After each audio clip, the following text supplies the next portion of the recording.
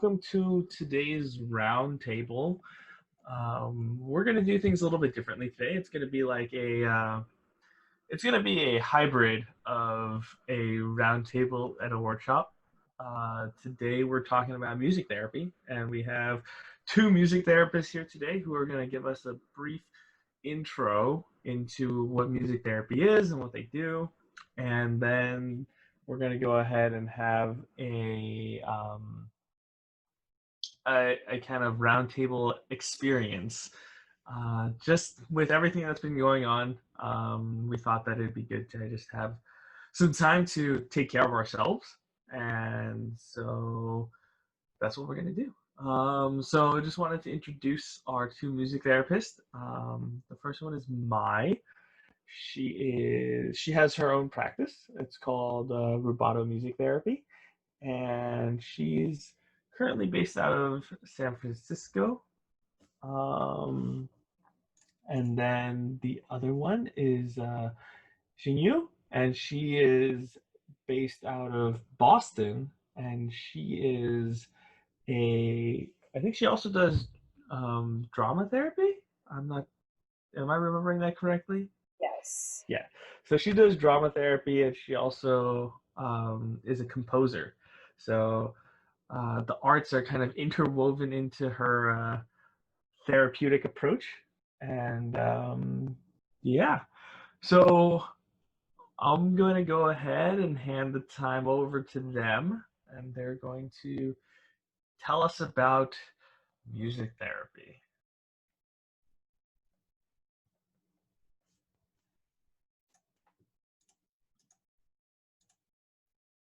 Am I muted? Okay, there we go.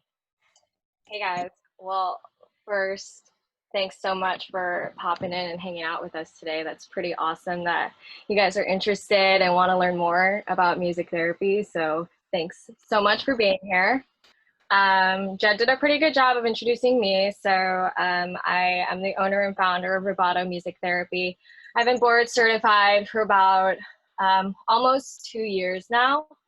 And I primarily work with adults and adolescents with substance use disorders and like comorbid diagnoses. And I also do a lot of work with the special needs community. Xingyu, did you want to add anything for your intro? I'm very happy to be here and see so many faces. So I had my first degree in psychology, specializing in mental health counseling.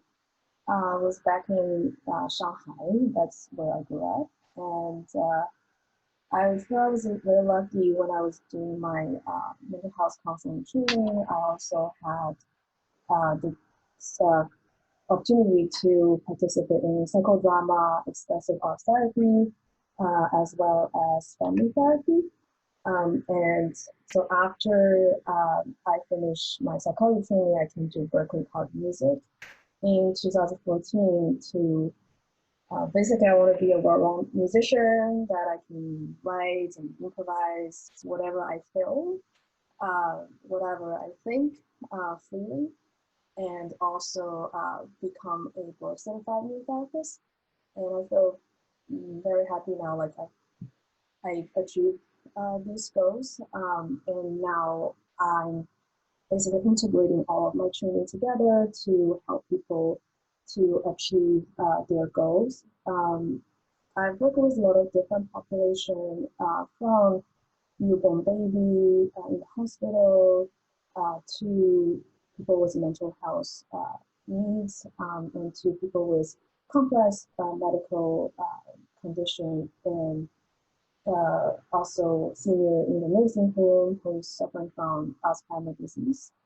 So when someone's asking what's your specialization, I feel even though I come across with working with a lot of different populations, but I found I noticed different advantage of working with certain population to understand how we function as human, and then bring all those knowledge from different populations together when I help with someone to identify their goal and then work out any issues or challenges they're facing in their life. And since the COVID-19 hits, I've been working more online with well, people suffering from anxiety and how to cope with all these uncertainty. Yeah, and I'm very glad to be here.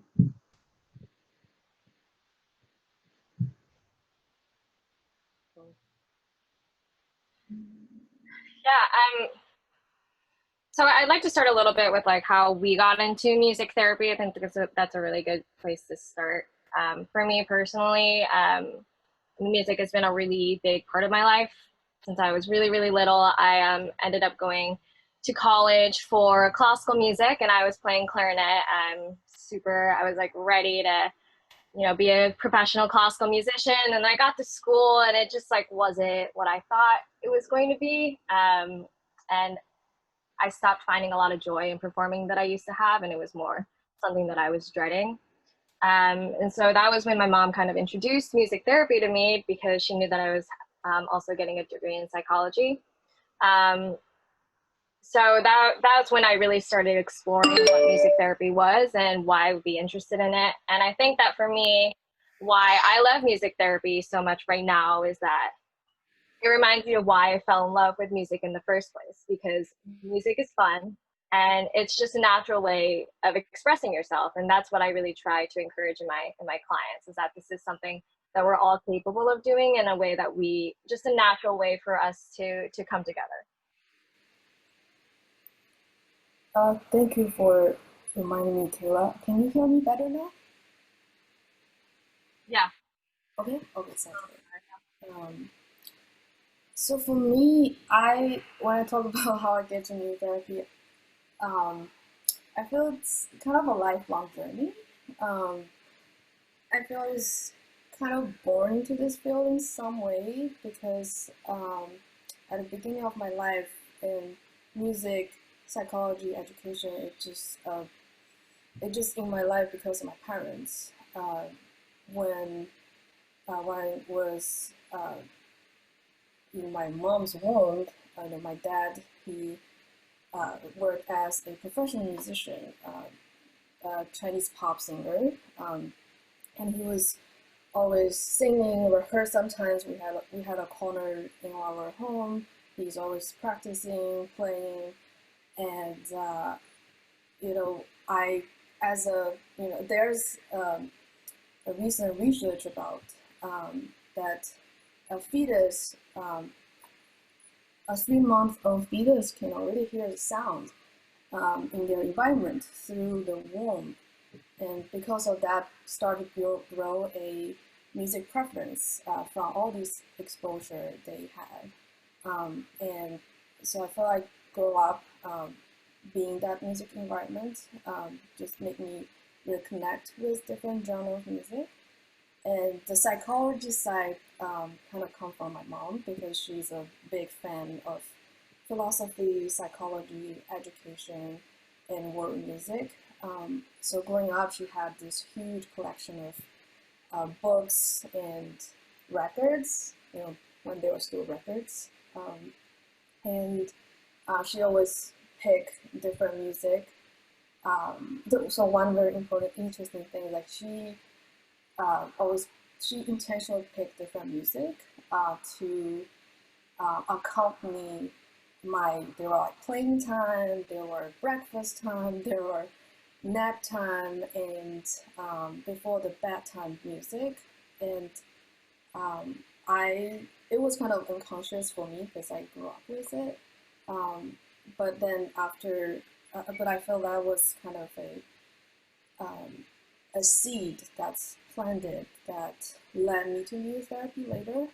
When I do the study in music therapy, now I understand how exactly these things impacted me as a little baby and impact us as human beings. So I feel like I heard all those passions just from my family and also through nurture. And when I start my official music training at 5, that's when I started taking piano lessons. And my mom had a conversation with me that I feel there's another seed um, for to grow my relationship with music, where she said, you know, from today, you're gonna have this new friend, which is the piano, that you know gonna accompany you for the entire of your life because um, even when there's nobody can talk to, the piano and the music will always be there. I feel it was so precious that she had this conversation when I was 5, before I committed to a piano, committed to the instrument seriously. And that's just, I just been seeing how the seed grows throughout my life. Um, and Sorry, yeah, I just want to stop you right there. I love how, you're like saying, oh, the piano is your friend, right? yeah, Because like that's such an important thing about music, is that music is our friend. We use it and utilize it in ways that are going to be beneficial for us, and it's a relationship that we continue and have for the rest of our lives. So I love that.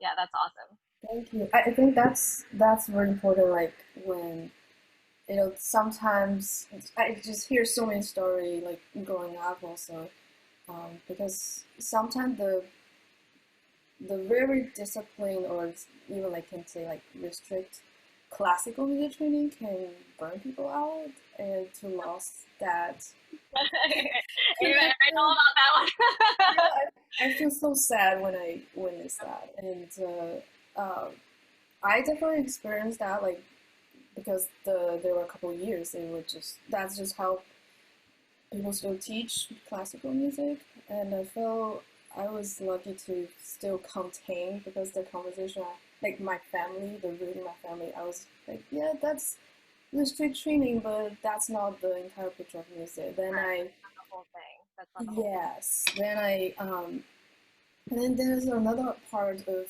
how I really got to music therapy because I didn't know music therapy was a profession until 2013. Um, but I was doing a lot of community work when I was pursuing my psychology degree. I was volunteering in Children's Hospital, providing music. There's like playroom. I was bringing my ukulele and small keyboards and singing and playing with the family. And um, then was called by a family member to play bedside music, which is like play um, alongside um, a child who just had surgery. And then also was doing some, you want to call music therapy, but therapeutic music program at the time to for people with special needs. And I witnessed how, you know, at the time I was intuitively just use my knowledge of uh, music training and psychology training. And but I saw people's life change because of those interaction in the moment. Then I started asking, what is really happening here? You know, and I started to do research and find, oh, there's a profession actually called neurotherapy that people use a research-based intervention that's proven effective and combined with neuroscience, with psychology, with medicine, those all these fields together to help people. Um, yeah, so that's kind of my role, way along with lifelong Yeah. pass into the field. And I think you kind of touched a little bit on, yeah, like to me, music therapy, like the really basic definition of music therapy is the use of music to achieve non-musical goals. So that can look like in all different sorts of ways. Like Xingyu was saying, like therapeutic music or music playing can be one way that you can utilize music, or talking, discussing, sharing, creating together, writing together. And those are all different ways, all different types of ways that we can utilize music to work on these different goals that we develop with each other. And I think for me, like something that's super important about music therapy that maybe some people have a misconception that, you know, you have to be a musician to be in music therapy, or you have to know about music, or they're like, I have clients that come in, they're like, oh, I don't have a sense of rhythm, like, oh, I don't know, like, and it's not about that, you know. And that's what I love about music therapy so much, and what drew me to it after I was so burnt out on performing, is that it's not about being good, and it's about connecting with other people, and it's in a different way. You know, we're not just talking, but we're really embracing our own voices and becoming more comfortable with being vulnerable in a different way. And that is what I think is the most important thing about music therapy, and a big takeaway for me is this, you know, you don't have to be an amazing musician, and it's just, even if you appreciate it or if you like it, that's what's most important. Yeah, add on to that. I I think uh, there are a lot of like research about music therapy that's related to the recent development of neuroscience. That's just proof that music it's building to our humanity. It's like just who we are. That how our brain are structured, proven that. So there's always this like very fascinating research I find is that music is actually the only activity we do as human beings that activate the entire brain.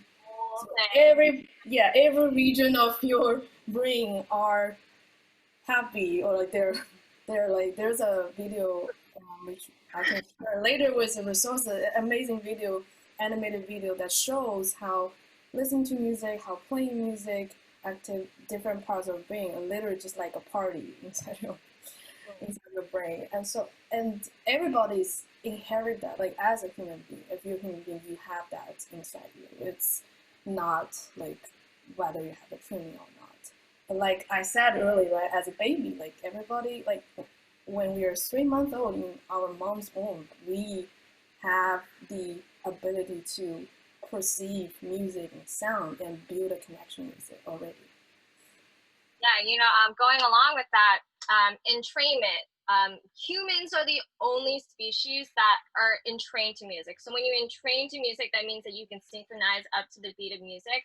And humans are the only one where we can like tap our foot, or even our heart rate or our breath rate. We can synchronize up to the beat of the music. And that just kind of implies and shows that how music is just entrained. It's an innate part of us.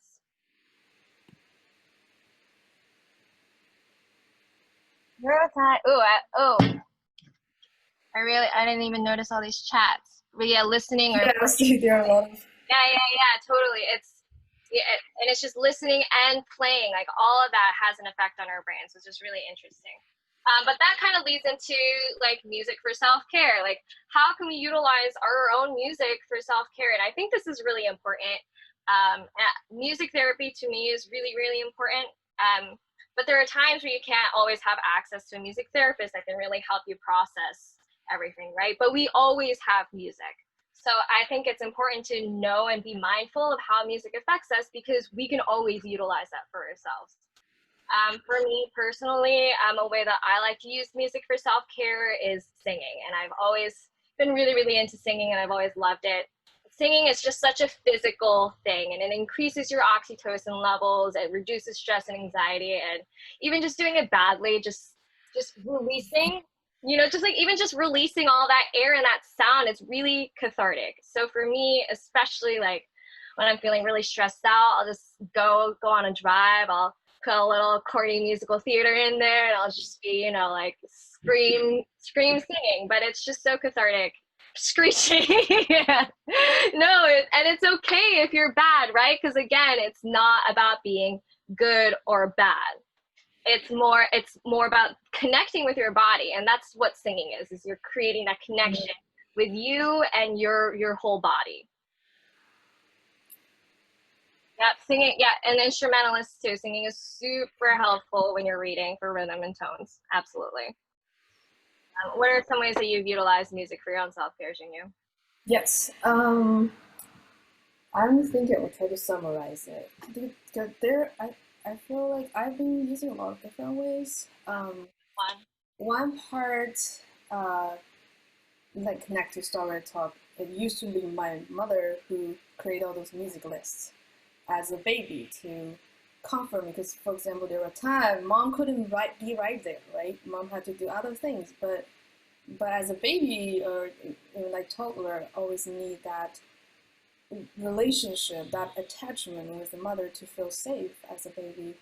Um, so what my mom did was she created certain music lists that she played when she had to do something for a short period of time, and she played um, that music kind of um, is will become a substitute of her presence to be there for me, to hold me, to comfort and maintain that connection, make me feel safe. So that was what my mom was doing, and for me now, I'm intentionally um, doing it by creating. I have playlists of different that that creates different emotions for me, but everybody's different. So when I listen to music, I sometimes think about, okay, what does this music make me feel, and what are the parts of this music or this sound, the lyrics that really connect with me for a certain period of time or certain emotions, and I, categorize them in a way, and not a restricted way, but just as kind of reference.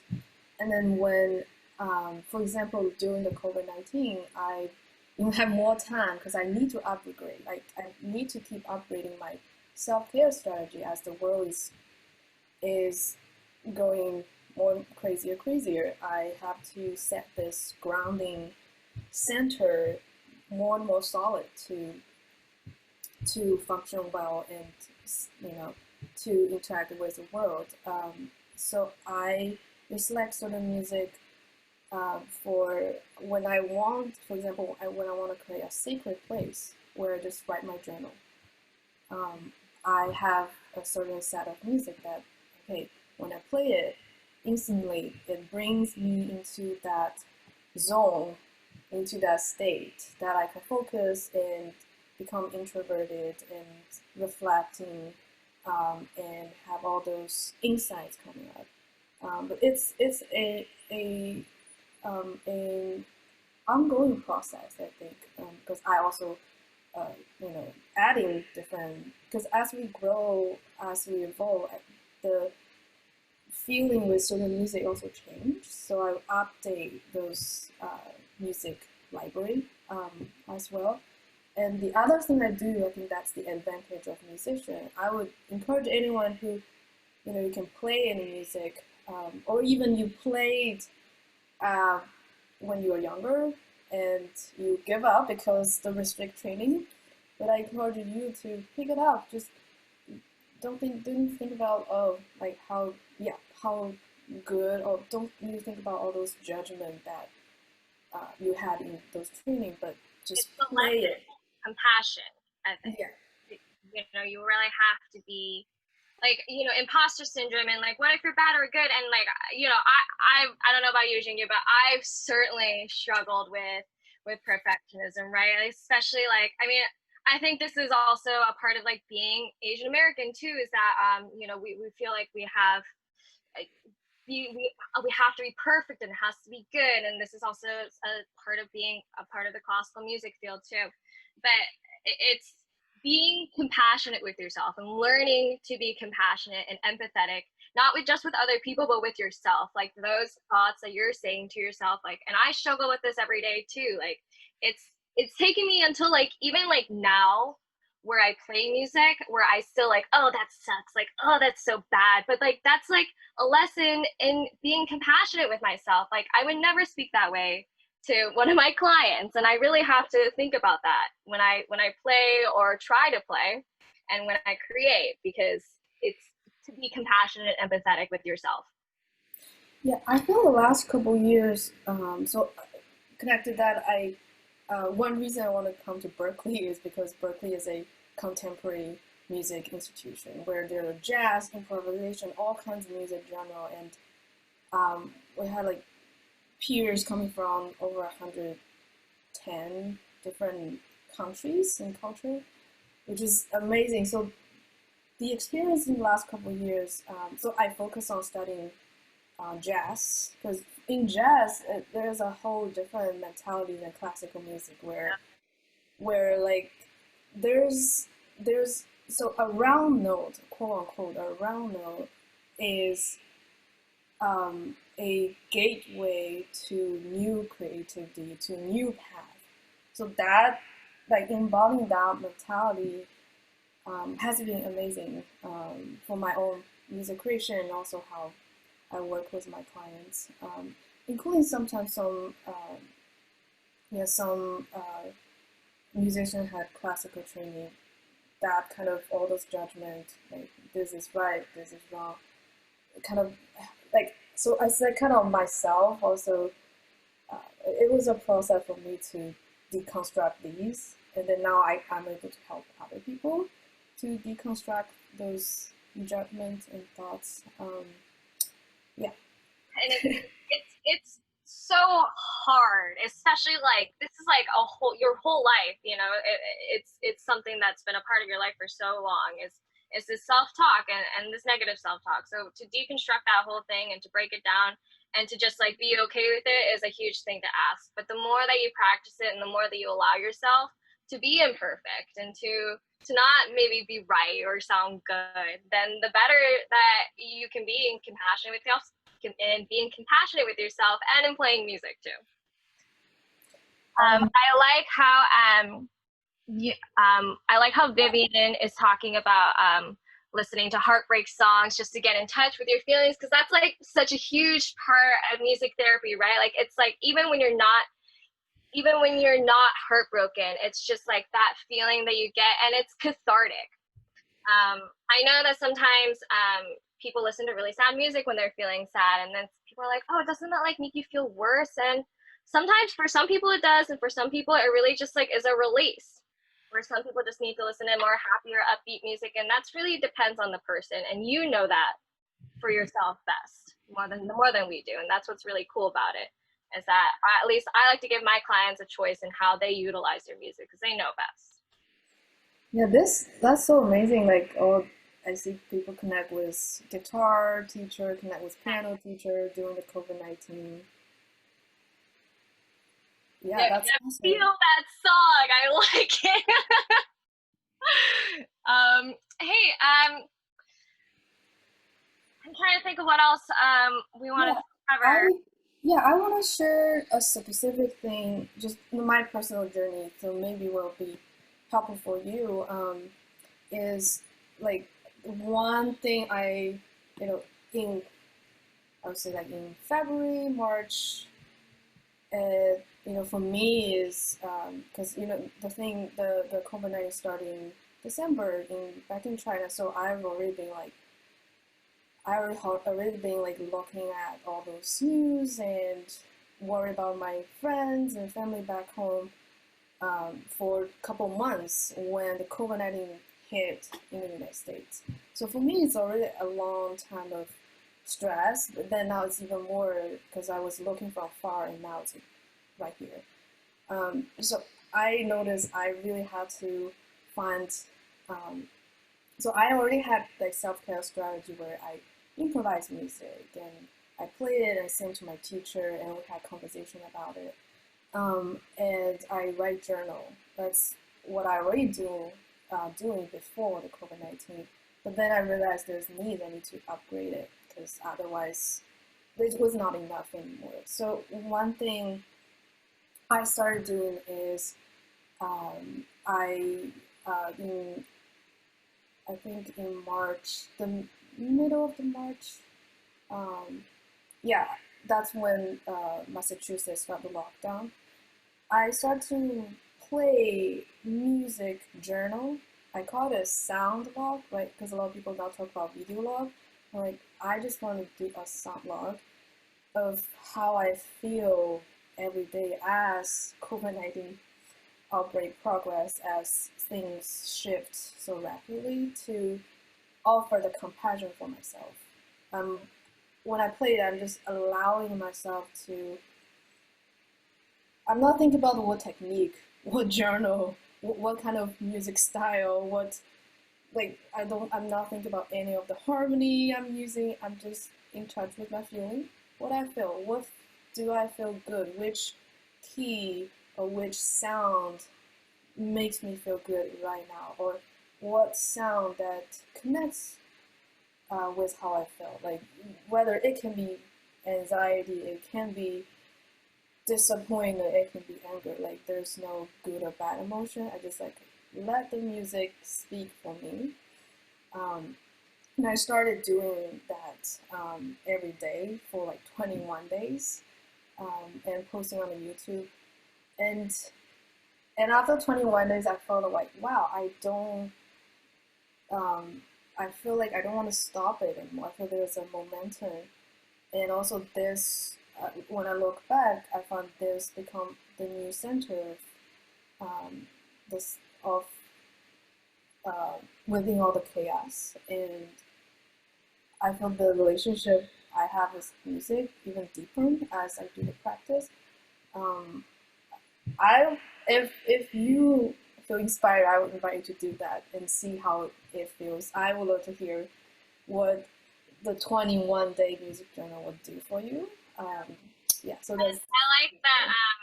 I think like a big takeaway that I'm taking from what you're saying is just being mindful, mindfulness surrounding the music that you listen to. Because there's always a reason why we choose the music that we listen to. And if we're more mindful of where we're at, the space that we're at when we choose to listen to music and what kind of music that we utilize, then the better that we can make our music work for us, right? If we know what makes us feel better or what validates us or what's more cathartic for us, then we can immediately turn to that coping skill when we really, really need it. Yeah. Kalia's asking, can you give us an example of happy sounds or versus okay, very like generic. Let's see. I would say this is more like a happy sound, and this is called like being in a major key.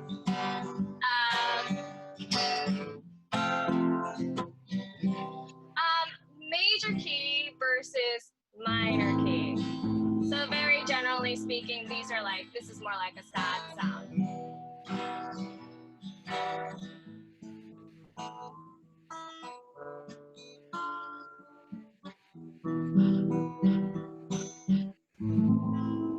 Right. Yeah. So that's a really, very, very generalized way of saying happy sound versus sad sounds. But like, it's just so interesting. The research shows that people can tell the difference, and we all felt that. Sorry, go ahead. You have.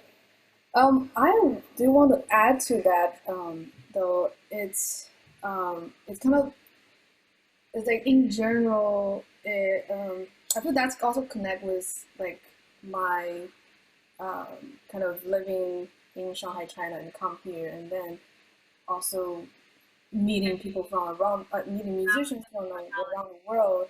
One thing I want to point out is, like, yeah, there's a general like major and minor difference of happy and sad, but that's kind of built within the Western foundation, the European-centric music style,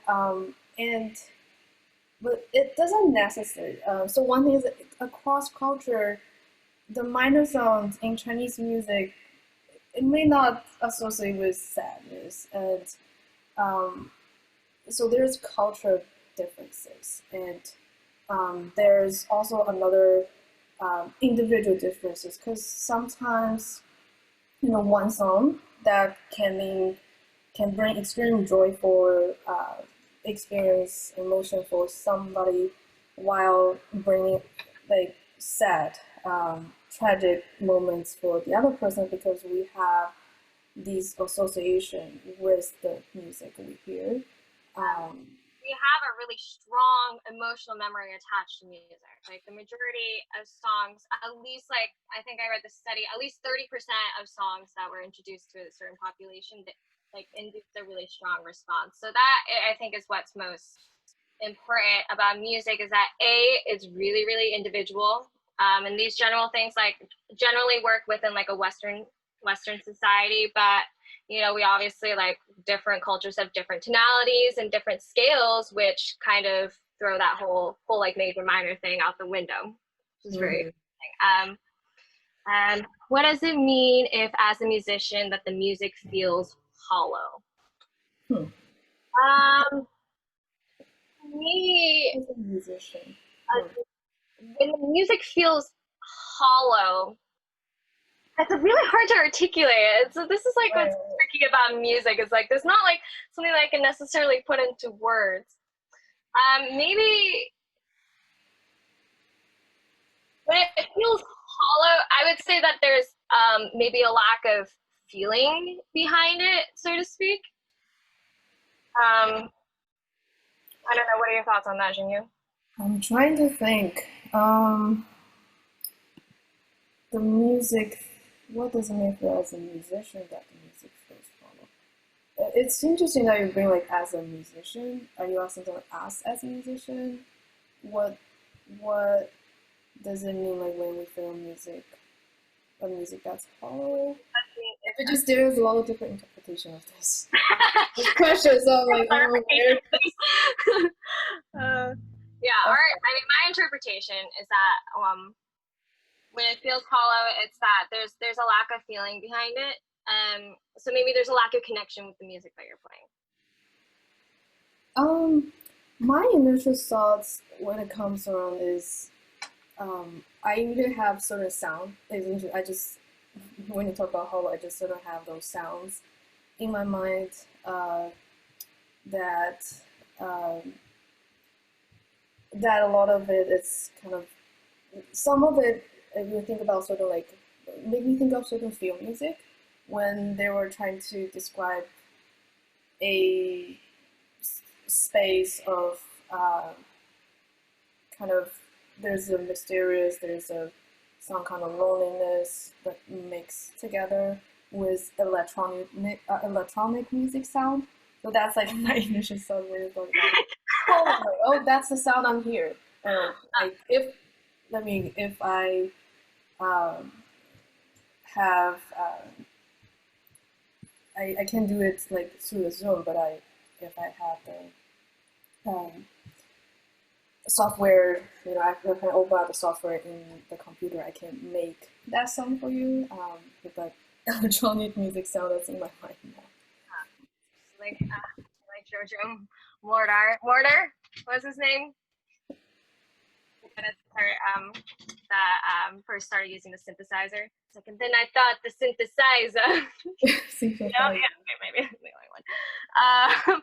What's one practical thing that you would suggest people can engage with on their own to apply music therapy? Okay. And I think one of the most practical things that you can start is just being mindful. Like mindfulness is really important when you're utilizing your music. We talked about it a little bit earlier, but the more you're aware of how your music affects you, the better that you can utilize it on your own. Yes, I agree with that. One, if I want to make it a bit more practical, is start doing a music journal. I call it like a music log that, you know, they're like, in psychology, there are like stress log where you take a note of your stress levels throughout the week. Like in the morning, in the noon, or after you've done something, you take 1 to 10. Like how does it make you feel? Is how stressful it is. So transfer to like a music log is taking a journal of like what music I listened to today, you know, and in what situation, in which place, is in coffee shop, in your own bedroom, or in your workplace. I've taken note of what kind of music you hear, you listen to in specific space. Take it for a week, and So write down the artist, write down the song or music you hear, and write down how it makes you feel. You can write just one word how it makes you feel, or you can write a couple of sentences, depends on you. And then after a week, you go back. Like, I think you would definitely notice something new about your relationship with music. Since music is taught in strictly Western European instruction, how have you been able to reclaim your culture, ancestral identity, and individual creativity with music that allows to unlearn toxic Eurocentric expectations while also relearning and getting in touch with more healthy and wholesome culture, family, kinship from back home? This is still something that I am struggling, well, I don't want to say struggling because my life isn't that hard, but like something that I'm working on to this day. This is, I think, a big problem in music therapy is that Western European instruction is so heavily prevalent in this field when really, there's so many other cultures and so much other music out there. So that I think is just generally a really big problem in music therapy. Have been able to reclaim. I think that, I'm still working on this, just becoming more comfortable with my Asian heritage. To be totally honest, for the majority of my life, especially when I was growing up here, I spent so much time being like trying to be as un-Asian as possible. Maybe some of you guys can relate with that. But within that, the more that I've come to realize like how it affected my mentality and where I grew and how I grew up and where I am now, the more that I've kind of been able to embrace the things that I've thought were undesirable and really like bring them forth in my practice. Like, for example, my perfectionism, being aware of that in myself has helped me become more compassionate and empathetic towards my clients and when they're fearful. Yeah, I love this question. I've been thinking a lot, especially even more because what the COVID-19 has exposed us to. And so one way, like recently, I've kind of put into a larger scope because when we talk about like Eurocentric, it's not just in music or music therapy, but in the entire society, like how the U.S. is built and how, after the British colonization, these basically the whole. Recently, I read a book called The Eastern Orange of West Civilization. I would recommend that book. Very interesting, unpopular opinion, but with research back up all those points. And I found, so from the book I found, and also like some other resources, that the whole European-centric idea was really a social construct that several scholars who wanted to who made up a whole history of where they honor the Greece culture as the source or the root of the whole European culture and be proud of it, but they were eliminating all the African and Asia influence of the Greece culture and just saying that's just like kind of separated from the Asian and African influence, just saying that's all European and it's better than any other people. And it was a whole social construct that people made it up. It was not real, but it's crazy to see how these social constructs is impacting our world in every aspect. All the how academic is set up, how economic and politics are set up. So it is a lot of work to deconstruct it. That's like from a larger scale. I've been thinking a lot about that.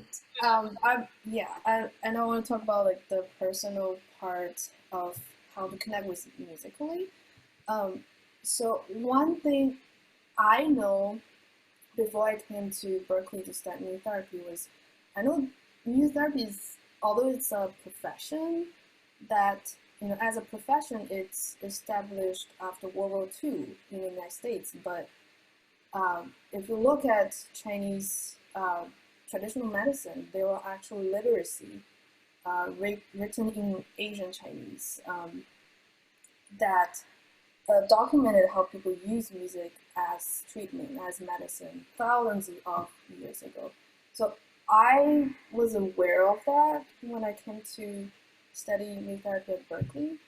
And I know there are some painful moments where like I feel it's not acknowledged in the program here, but that also motivates me to write books or get deeper into academic practice to bring that knowledge to the world. Because that's a reality. So that's we need to deconstruct the. I think that's a way to deconstruct the European-centric mentality. I mean, the reality of the music therapy field right now is that the majority of people practicing are, middle to upper class white women. BIPOC people make up less than 10% of the whole population. That in itself, I mean, is a problem. But the more, we're trying to do it, all you can do is talk about it and bring awareness to it and be more self-aware and mindful of, how you're utilizing your music and how your understanding of music might be not necessarily the actual true history, so to speak, if that makes sense. And the last question, I think really quick before we break out, is what music therapy resources are there? I get bored of listening to music sometimes. There's two books that I think are really, really awesome that are music therapy related. And one is This Is Your Brain on Music. I forget who's that by? David? I'm blanking on the name. Well posted. But you will find it. This Is Your Brain on Music and Musicophilia by Oliver Sacks. Musicophilia is a little bit more like neuroscience-y, music neuroscience. Yes. Which is a really, really awesome book. He did, Oliver Sacks is a really good big advocate for music therapy for Parkinson's and Alzheimer's in general. And yeah, This Is Your Brain on Music by someone, I forget. I mean, there are a lot of great music, great like documentary video about music therapy and also TED Talk. And on top of my mind, I can think about one of the professor, Kathleen Holland. She did a TED Talk, which is like amazingly like how she articulated the whole thing and connect with her own personal journey of recovering from cancer. And there are also a lot of other documentary about how music's used in hospital, in the end of life care. Actually, I was thinking about, as I was preparing for this workshop, I was thinking about putting together a blog post of, like, because they are like everywhere. Like, you search different keywords, they pop up somewhere else. So I'm thinking of putting together a list of videos that can, you can browse through to see all the music therapy application in different fields. All right. Wow, a lot of interesting. All right. Thanks so much for providing us with all that really helpful information. And yeah, I think there was a lot of stuff that you guys covered, and really appreciate you taking the time to do this for us. So we have also, so I know that you have also prepared like an experiential like music therapy activity for us, and each of you has prepared your own. And so this is what we're going to do. We're going to split into two groups, and then we're going to go for about 20 minutes or 25 minutes. And then after that, we're going to switch facilitators. So Mai will be taking one group, and then Xingyu will be taking one group, and then we're going to switch. So you'll get to do both of the activities. Please excuse the brief intermission as we transition to breakout rooms. So this is a drumming intervention that I came up with an internship. I use it a lot with my substance use disorder groups. But this is an exercise in giving yourself permission to acknowledge and release some of your fears and anxieties. So I know like things have been pretty crazy for this whole 2020 year. And I've noticed for myself that there are times where I really struggle with being okay with being scared or nervous or anxious. And when I'm not allowing myself to acknowledge that I'm feeling that way and not being okay with it, then I start reacting in survival mode. And survival mode means that like it doesn't always allow myself to act in my best interest, and really I'm just like trying to desperately stay alive. And this exercise that, I mean, sometimes I use it for myself, but it allows us to really focus on the tools and practices that we have to stay grounded. So the first thing that I would love, if you want to drum along, if you could keep your mic off just because the sound is kind of weird on Zoom. But for now, this is going to be our beat. And I'll be playing in and out of this beat, but this is just, think of it as the heartbeat of our drumming exercise. And if you want to just close your eyes.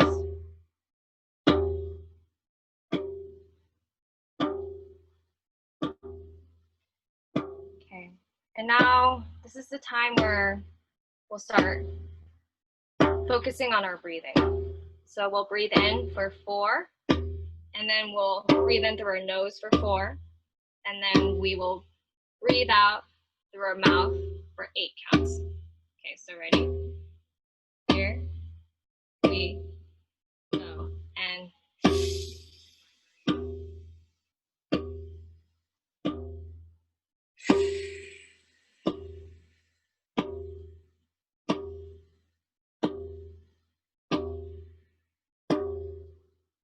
one more time.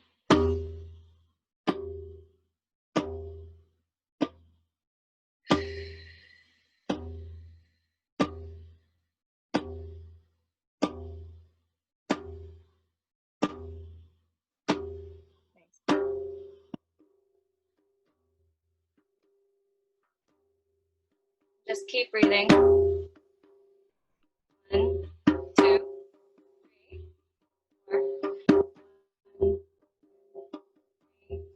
3, 4, 5, 6, 7.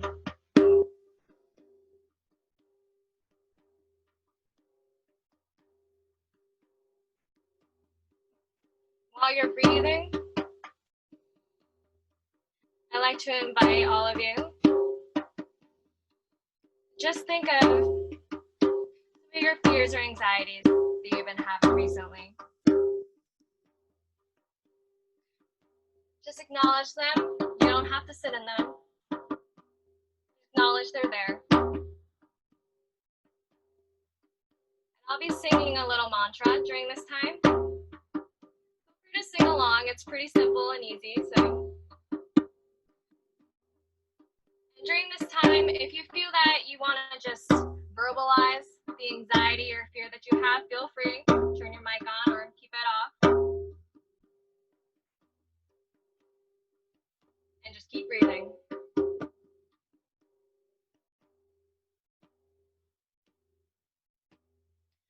I allow surrender.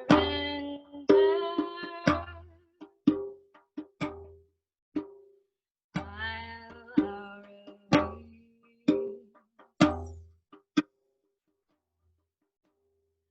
Hopes and fears illuminated.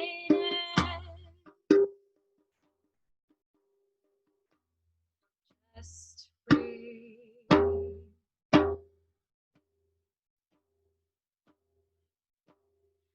Just breathe.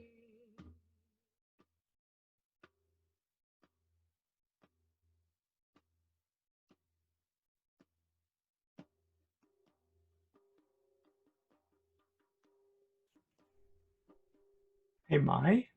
Yep. We're having a bit of difficulty picking up the sound from your drum. My drum? Okay. Can you like turn your mic up a little bit, maybe? Sure. Is that better? I had something on my computer. Is that better? Yeah, I think so. Yeah, There you go. Is that better? yeah. Okay. Let's try that one more time. I allow surrender.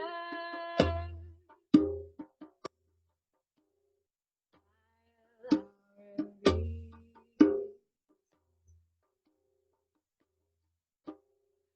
Hopes and fears illuminated.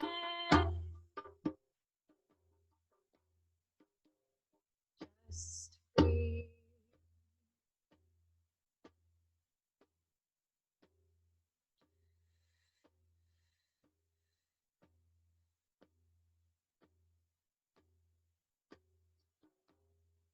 Just breathe.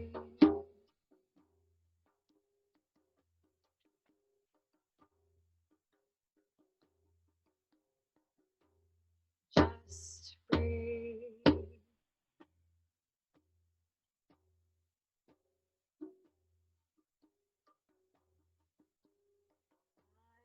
Allow surrender.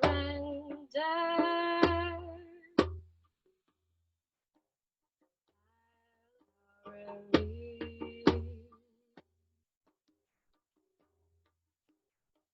Hopes and fears illuminated.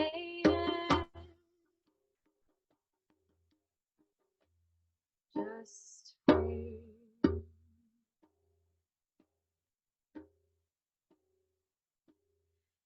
Just breathe.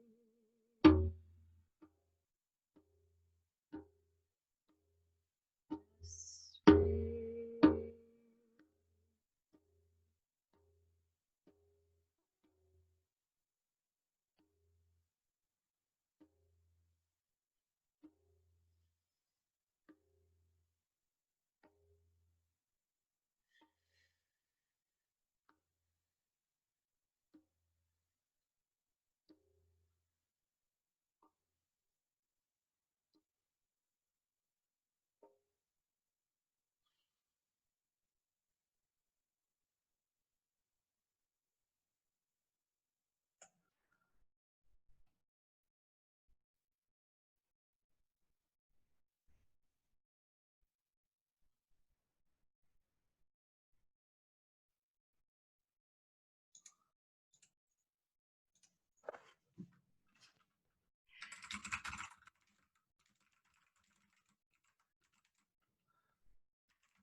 How are we breathing? Why doesn't it cancel my dog's barking? Yeah.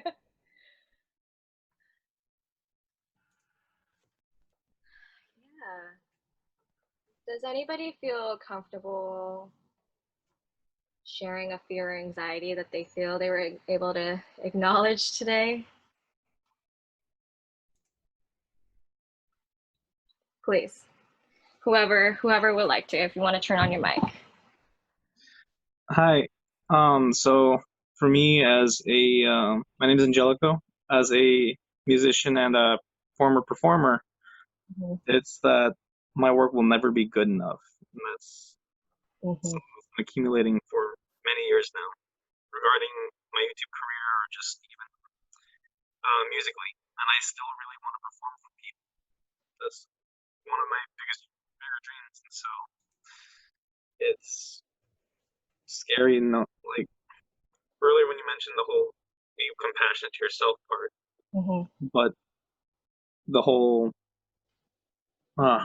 having the approval of the crowd and just like knowing that I helped make them feel something was why I really wanted to be in music. Thank you for letting me share. Oh, absolutely. Thank you for sharing. Is anybody else comfortable with sharing something?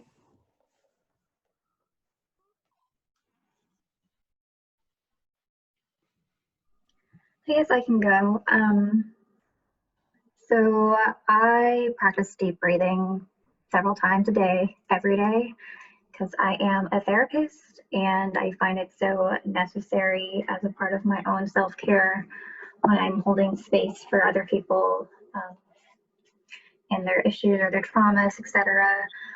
And it was just a very different experience being able to deep breathe while listening to music versus deep breathing in silence. And I don't know, it just almost took me to another space. And in some ways, I found it easier to almost imagine myself somewhere else. Were you imagining yourself somewhere else, and where did you end up going? Yeah, I think maybe it was a drumming, but it just, I was imagining myself being in nature, which I think is a very nice image, especially when we're in COVID and we're stuck indoors. Yeah. Yeah, absolutely. Thanks for sharing, Kayla. I'm curious, Kayla mentioned something that it was a different experience, deep breathing to drumming versus just deep breathing in silence. I'd love to hear, does anybody else have experience doing deep breathing as self-care, and did they notice the difference between doing that versus doing that today?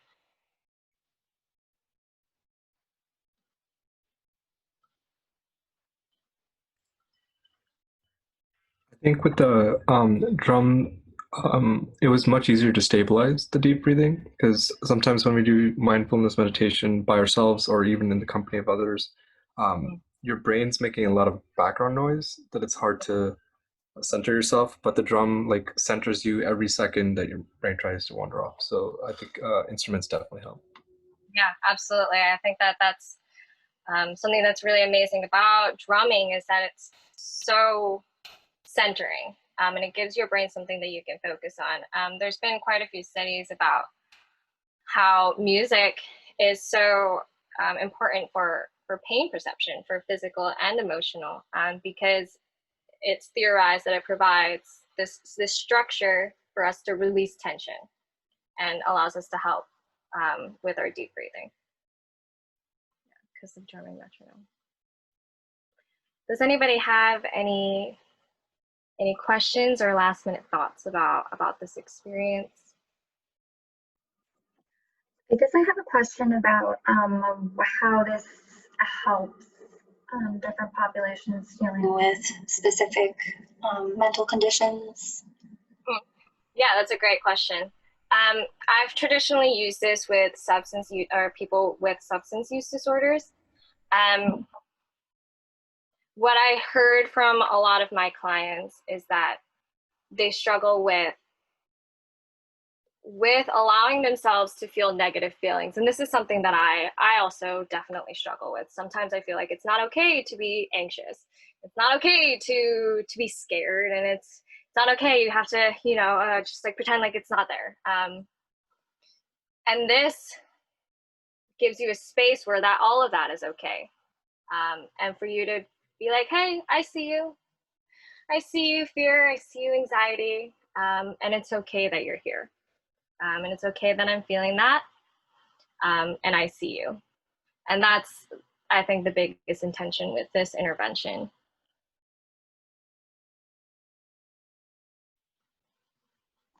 I have a follow-up question. Like, depending on the sort of issue you're trying to tackle, will you modify it?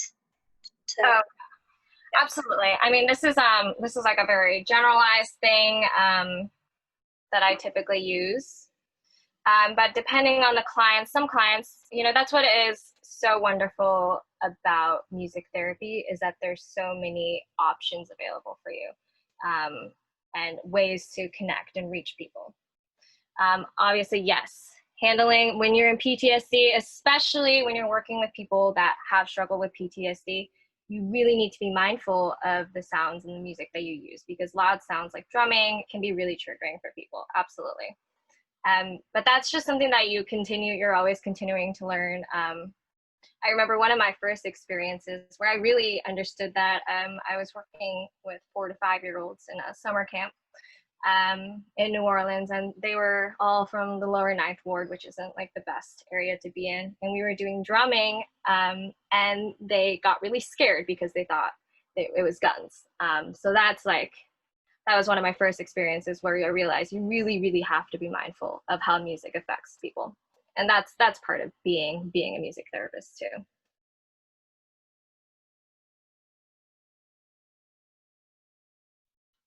How is music therapy becoming more affordable? That's a great question. For me, it's really such a struggle with making sure that you're making a living while also wanting to make it accessible for other people. Something that I found that it's most useful for me personally is that I like to be able to provide resources and things for free, and for those to reach out to Black and Brown communities. There's something called hip hop therapy and lots of nonprofit music-based community-based music therapy. There is I didn't realize. Yes, and this is a thing, being an Asian American too, having a higher socioeconomic status privilege relative to Black and Brown peers. Absolutely. And I have certainly benefited from that personally. My parents were able to afford to send me to classical music school. They could afford to buy me instruments, and that's what it seems is unfair. Is music therapy supposed to work in conjunction with traditional talk therapy and medication, or do people just seek out music therapy as their single form of therapy? Music therapy is a great addition to talk therapy and medication, and I always like to suggest it as a supplement to talk therapy. Sometimes some people do better in just music therapy rather than traditional talk therapy, because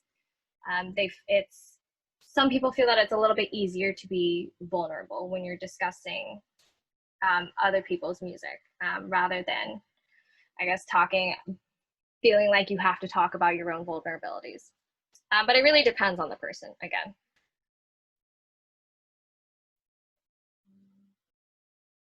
Oh, right.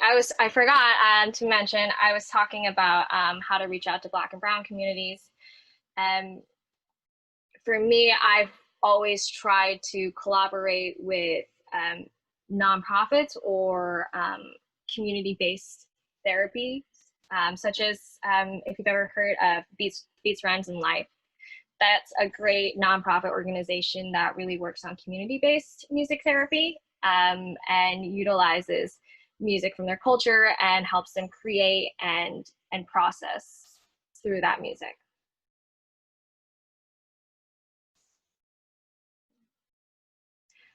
You guys have any other questions? These are all really awesome questions, so thank you. I really appreciate that.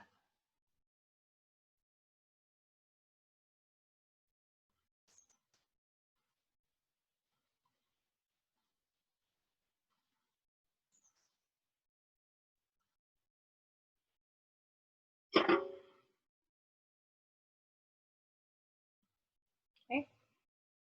Well, I think, is there a specific music therapy genre? Could you, I'm not sure. How do you mean? I guess for what you were playing, are there, what sort of genre does that really fall under? Oh, I see. Yeah.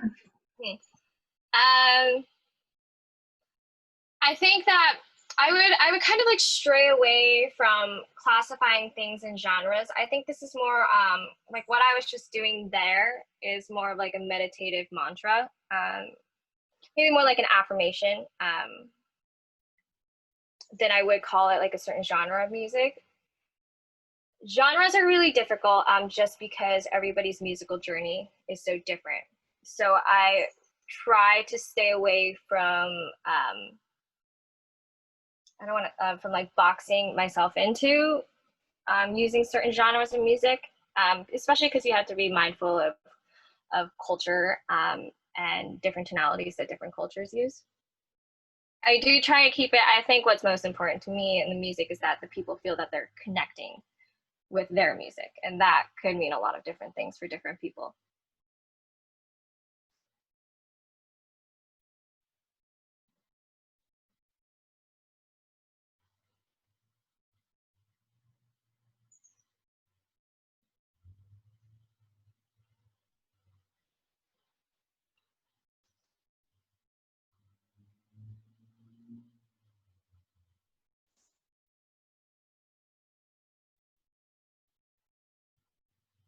Do you have suggestions for therapists who want to incorporate music therapy into their practice? I would just say,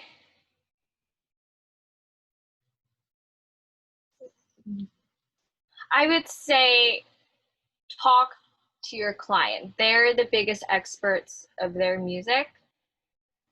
A way that I found, maybe like a practical way to incorporate music into your practice would be asking them to bring in songs that they really connect with, and really taking an interest into their music, because that is what's most important, is that you're really interested in what they have to say through their music.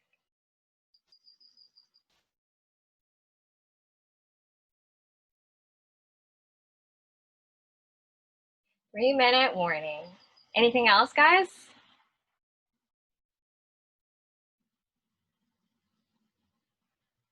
Oh, thank you. No, thank you guys for being here with me and for being open to trying this crazy music therapy thing. Can I do another mantra? Yeah.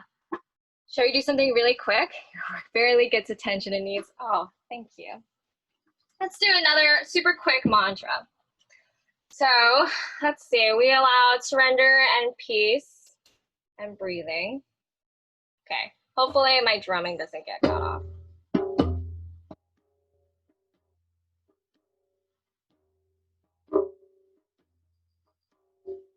Nope. I got cut off? It gets cut off when you don't talk. When I don't talk?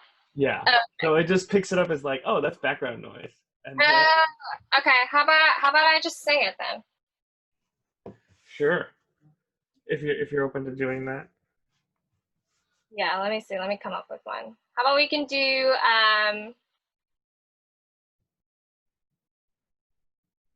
just I allow.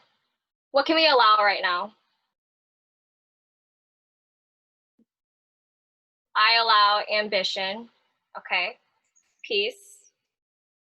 Healing. Okay, let's do those three. Okay, so let's start with some deep breathing again.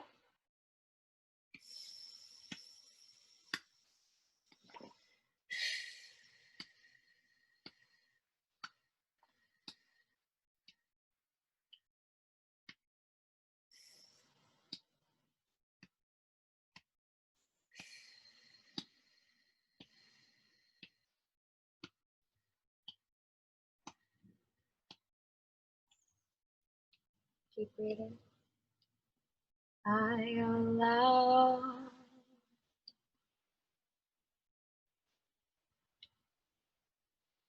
I allow peace.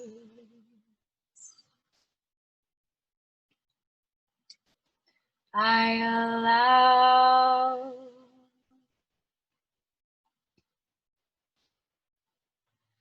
I allow ambition.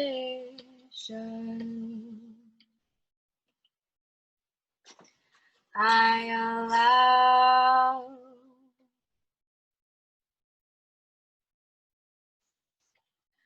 I allow healing. I allow.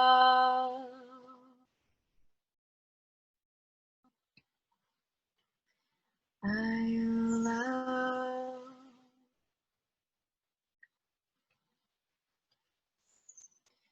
Breathe.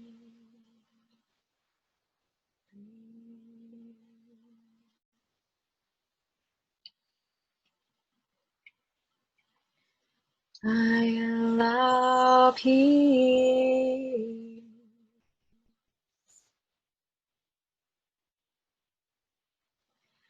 I allow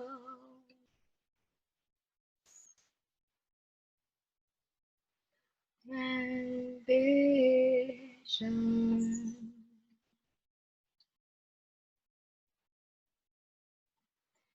I allow just here.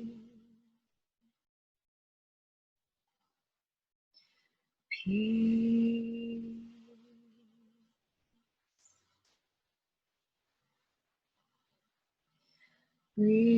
Breathe.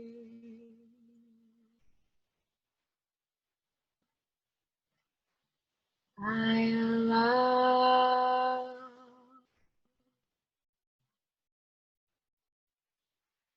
I allow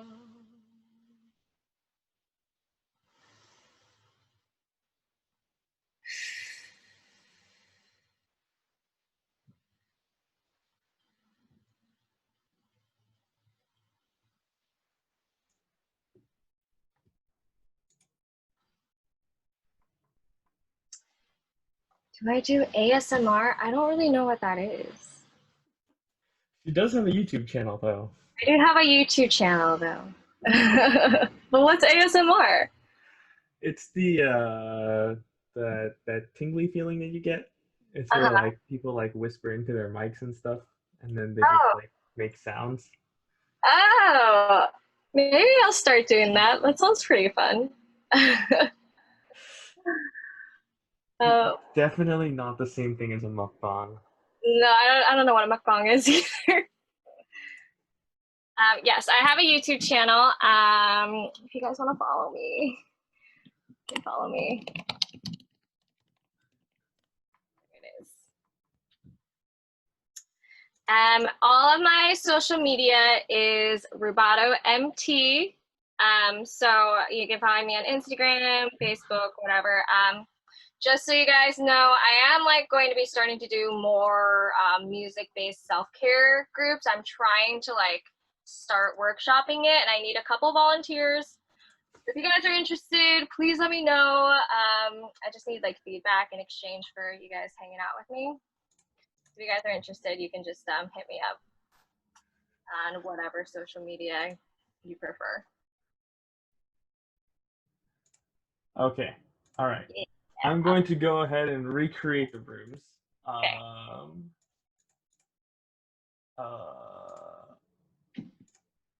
I think I got everybody. Hold on. Okay. Oh, just kidding. Okay. All right. So we're switching facilitators, and then we're going to switch rooms. So I'm gonna do that. All right. There we go.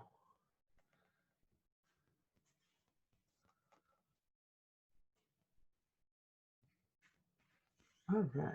All right, magic happened. Yeah. So basically, all right, we switched. Oh, And so basically, we're gonna have Xingyu go through what she did with the other group and do it here. So go ahead. all right. Oh yes, I do have a YouTube channel. I will share actually one of the song I'm gonna share is on my YouTube channel, and I will share a resource PDF after the workshop today, where you can find all the contact information. So I would like to invite you, if you can, to let me see your face, because it would be nice to see each other and to able to use different creative ways to participate in this experiential activity. So if you can open your video and unmute yourself. Yeah, I know yours is broken. I will imagine.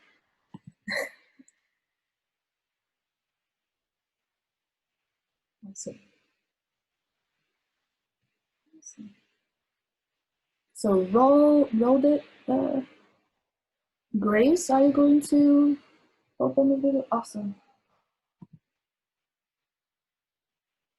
All right.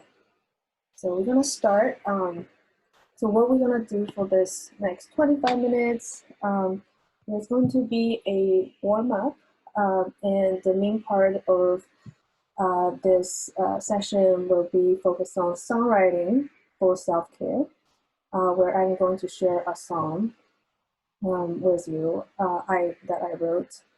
And if you want to grab a pen or paper to prepare to write down some notes while we listen to the song, that would be great. Or if you just type in your computer. So that's all the preparation we need. So as the beginning, the warm-up of this time together, I would like you to take a deep breath together, breathe in and breathe out.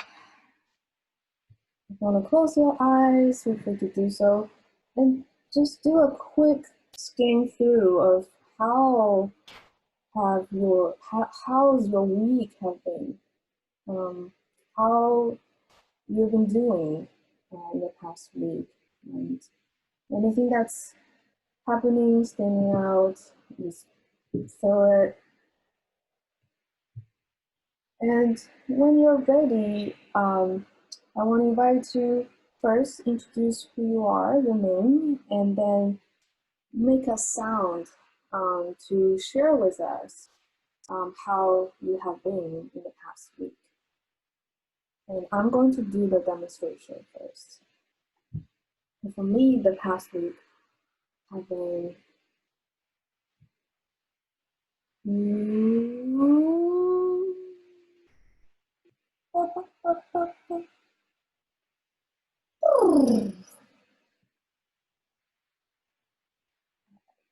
you can use the sound, and you can also add movement if you want. All right, who's the next?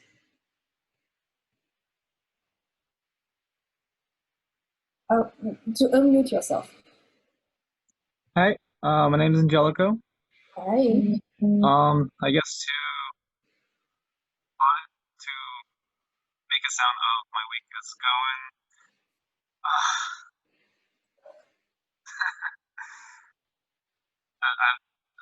Is that it? Or Yeah, and everybody, if you want to, I would invite you to just do the same. We repeat after what he did. 1, 2, 3. With failure. Who would like to be next?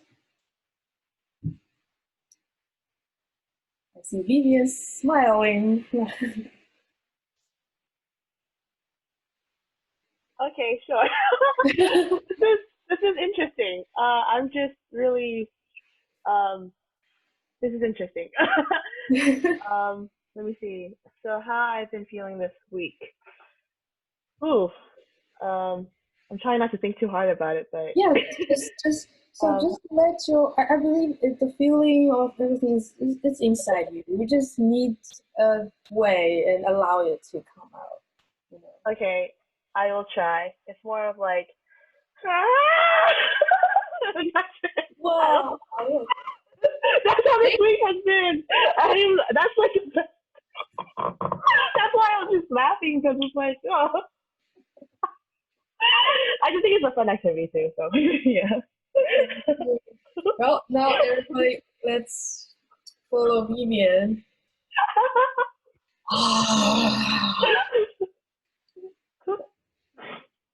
Thank you, Vivian. Yep. Who's next?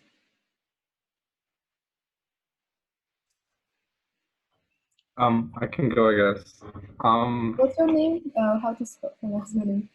Well, my full name's Deep Pink, but you can call me Deep for short. And I guess this week, well, it's kind of a little stressful a little bit, but when I sigh, I make like a whistling sound by accident, and so that kind of stuck as a habit. So, so I guess it goes like like that. But yeah. Let's all do it together. Well, I can do it.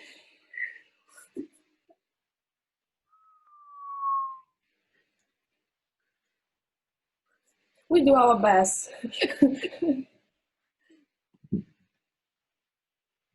Who would like to be the next?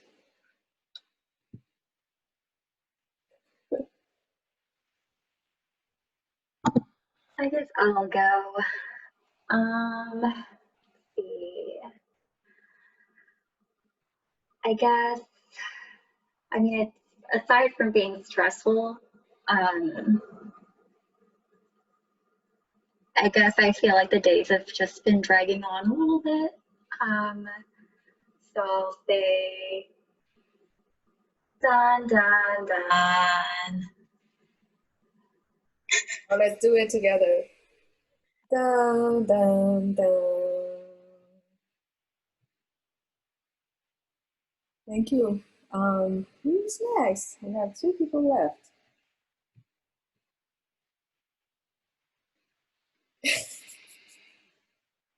The 2 who doesn't.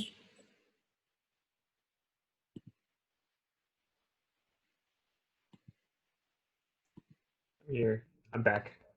I think I missed something, but I'm here. This How week was was your week? Yeah. how would I describe this week? Frustrating. Yeah. Life is hard when your computer doesn't cooperate with you. So If you make a sound, how it sound like? if I had to make a sound, it'd just be like,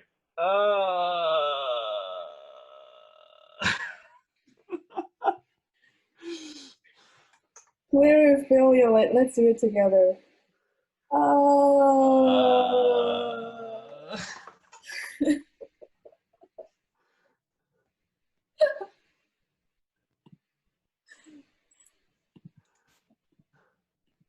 And we have the last but not least, Grace. Rodette, are you here? Oh yeah, awesome.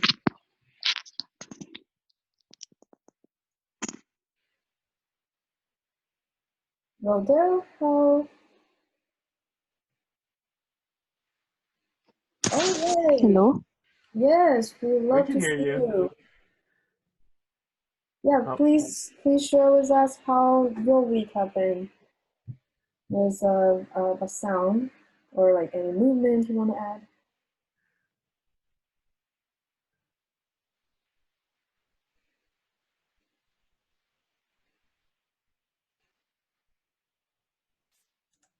It's a technical issue. yeah. Mm, yeah, so I guess we'll move on to the second part. Yeah, it would be great to hear you. If you want to share with us later, Rodelt, right? Rodelt. Oh, what's the question? So yeah, we're inviting everybody to share how your past week has been by making a sound. And if you want, you can add a movement to it, and then everybody can repeat after you. Would you like to do that? Unmute yourself.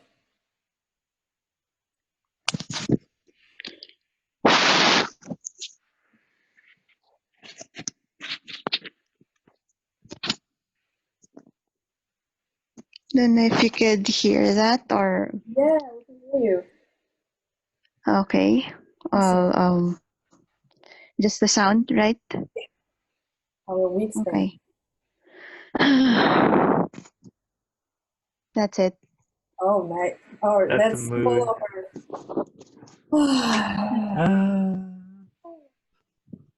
Thank you for jump right in and making all the Okay. down and follow your feeling. Let it out. And the next part, I'm going to share with you a song I wrote.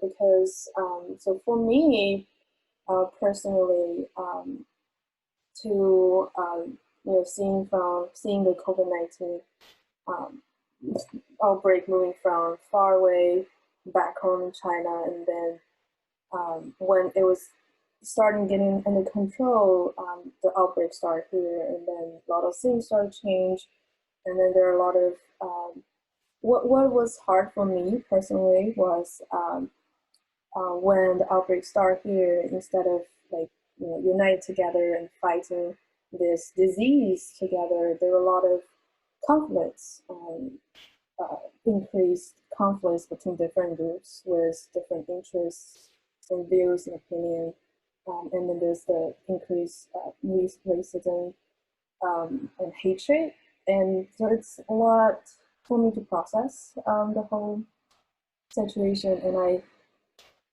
and to a point where I feel like, oh, words just is not sufficient anymore to express everything that's inside me, and to have a container, have something that's safe, also productive, to express and process the whole thing.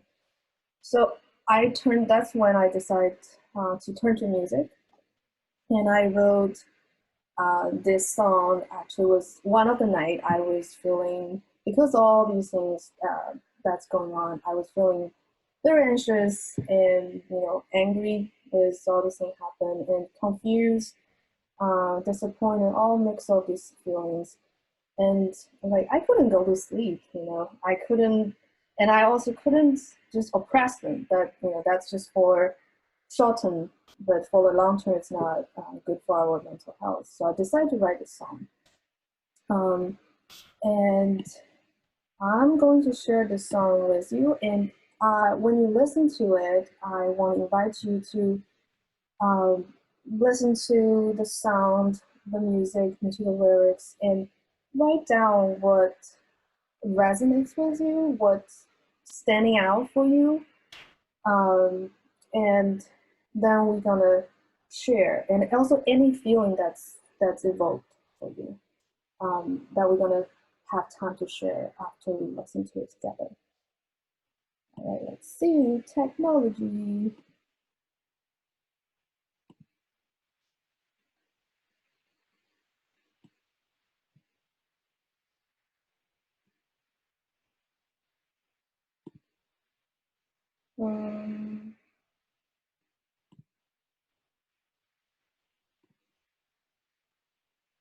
Music.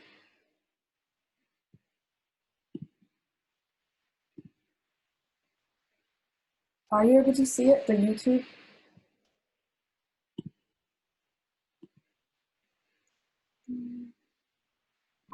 Yeah, we can see it. Okay, awesome. So I'm gonna play it now.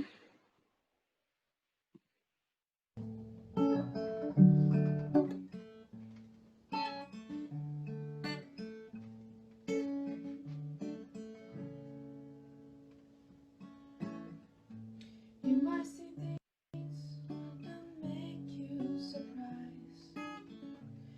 You might see things that break your heart. You might see things that burn you define. It's your hand to decide how we're gonna respond, not react. How we gonna evolve and transcend, capture the new world away.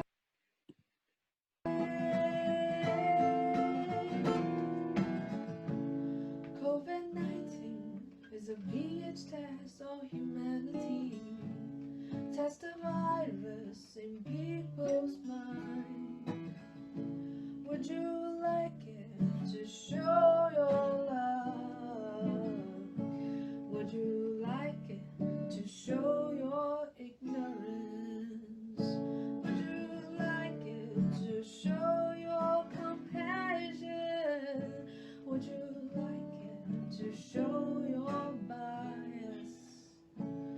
Would you like it to show your open-mindedness? Would you like it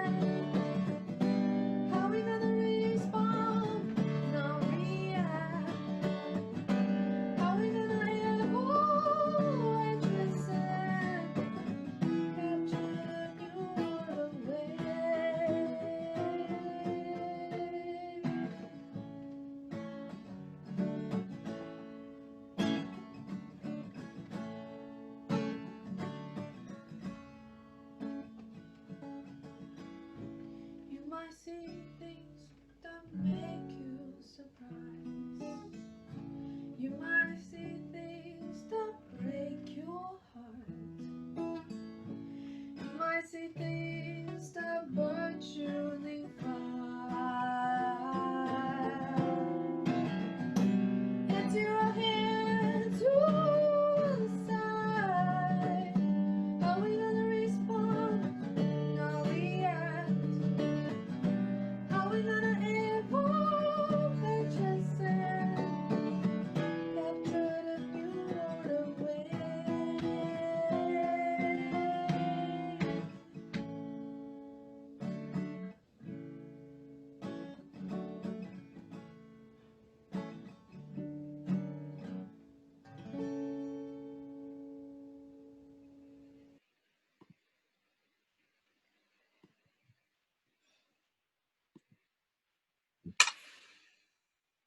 Okay, let's take a deep breath in and breathe out.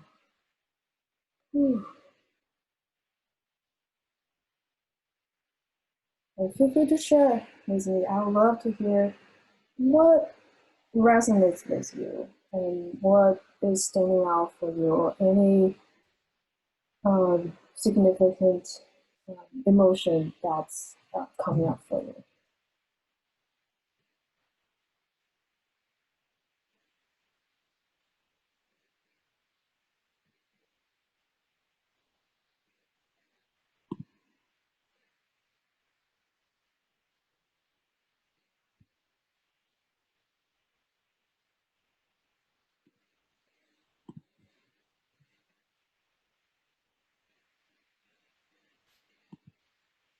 You can just unmute yourself and share.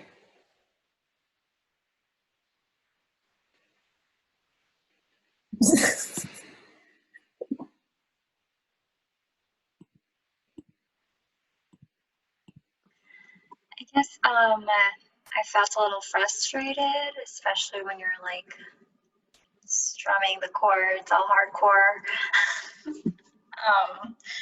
But then it also felt a little bit hopeful, and I don't know if it's because of the major keys or the major chords, but it seemed a little bit like it had a little bit of an upbeat vibe to it, or maybe that's just me.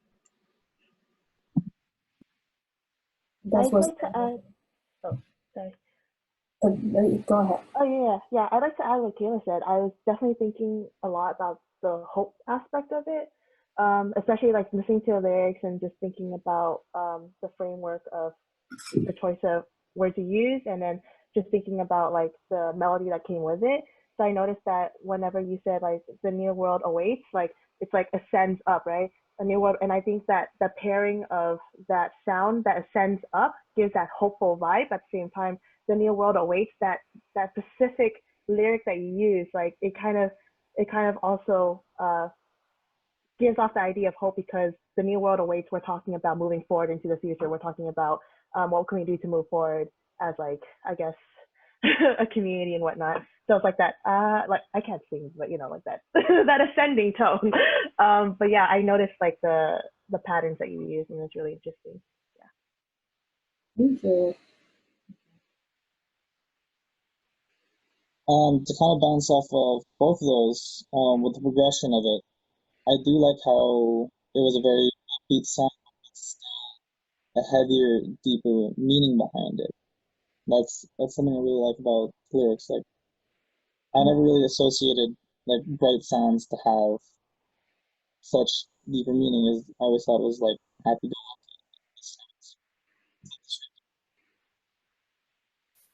Can you say the last sentence again? I think the sound kind of breaks down a bit.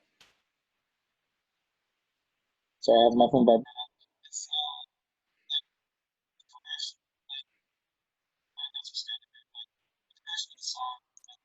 Punctuation.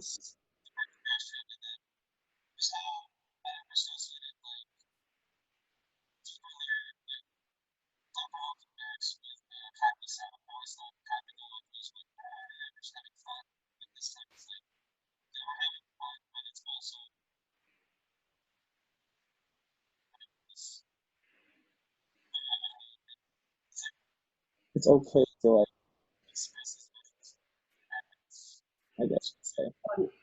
It's Use okay. different things. Oh no, thank you.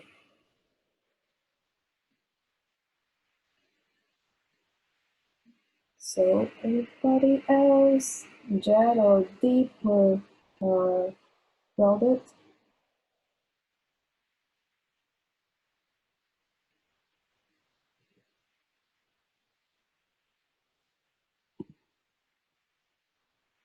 Oh, okay, that's fine. So Deep or Jed, would you like to share?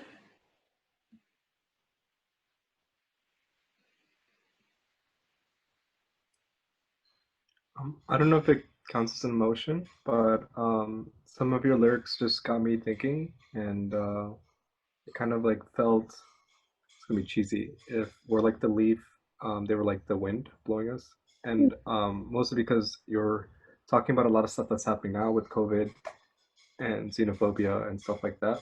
So it kind of felt very flowy and relatable, I guess. Okay. Jed, do you have anything you want to share?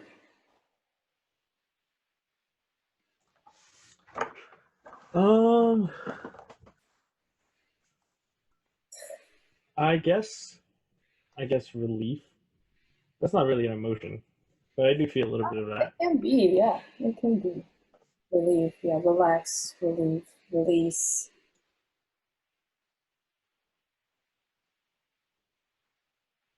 Thank you for sharing. Let's see the I'm looking at the comments at the same time. Yeah, so for me, that's like how I was writing the song, and then also throughout the last couple of months after I wrote the song, whenever I feel like okay, I need a little support or centering or help me to process something that's still going on, I would listen to the song or I would just sing in my head myself to give me that kind of to help me to gain insights for what's going on right now and help me feel centered and grasp on that hope, the future that I hope is a brighter future awaits for all of us. And so that's how songwriting can, so that's kind of my own journey to use songwriting as a way for self-care. And also would be a good way, like if you have a song that you listen to and to take some notes, just we did in the process, to take some notes of like what is standing out for you in that song, what is catchy for you and what does that mean, like why is this catchy for you, what is the meaning of that part that's standing out like in your life, how it's can help you with new insights. And because of the time to end this session, the experience session, I would like you to just take a quick scan through like the time we spent together, the last 25 minutes, and what's your takeaway and what's your main feeling here. And when you're ready, you can unmute yourself, and we're gonna do it in a creative way. We're gonna, create a song that's a expression of your experience in the last 25 minutes together. So if you're ready, unmute yourself, and that's when I know you're ready. The comments are really active here. The chat.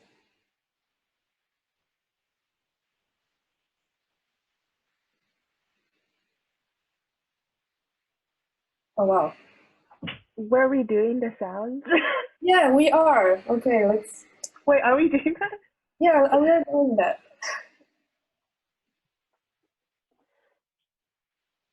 Oh, okay.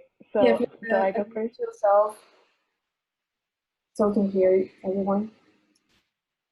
Yeah, I know everyone joined us. We did that in the other group, and now it's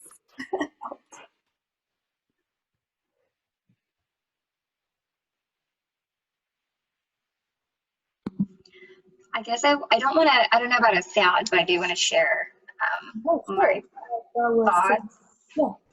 yeah. I guess if anything, I learned to listen to music more intentionally. And what I mean by that is pay attention to my bodily reactions or responses to music, because that can be a great way to de-stress or be more in tune with yourself. Thank you. Yeah, anybody else want to share? Yeah. I guess to put feelings into a sound of what I would want, it would be, and the expression would be, so, just like, because I see a lot of good things happening on a lot of other fronts, and I tend to forget that there is still good out there. Thank you. I guess earlier I felt like an aggressive dragon coming out, but I think now I just feel like, like it's great learning. It's really great learning about music and just the impacts of it. And I love how we had talked about how like it's an individualistic type of thing. So it doesn't. It's very different for every individual, and I really like that. It's uniquely different for every individual. So. Thank you. Right, last person, last chance. Oh, thank you. Okay. Steve, do you want to share? No? Yes? No? Okay. Just, I hope you just, holding that kind of takeaway and this sensation, feeling that you have gained through the time together. That hope, I think the words like the hope, the transformation, and I think also share one from, I want to share some takeaway from the other group also, like the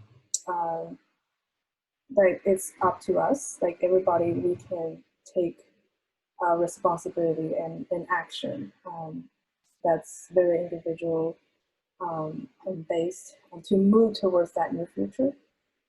And I think the last thought would be, I would love to hear your feedback. And I am going to share with the Asian Mental Health Collective a PDF that I created that lists the song we shared and also the YouTube link. And I have been also writing some blog posts about COVID-19, about like collective trauma and how we transform that. And because there's a lot of those that's coming up in the last couple months. And I would also love to hear what like other kind of question you have, and then to write or like providing other kinds of resources.